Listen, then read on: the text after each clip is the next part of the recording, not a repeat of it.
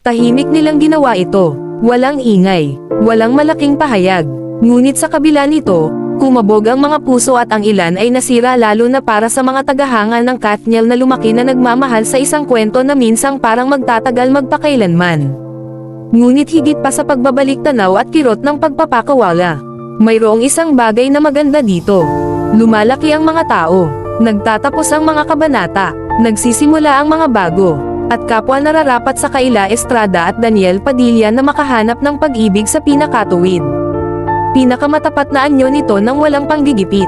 Walang inaasahan na nakatali sa nakaraan. Kung ito ay isang bagong kwento na nagbubukas, sana ito ay mahinahon, totoo, at nakabatay sa paggalang.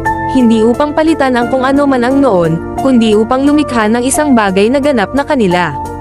Minsan, ang pinakamagandang kwento ng pag-ibig ay nagsisimula ng tahimik at isinusulat ng may lakas ng loob.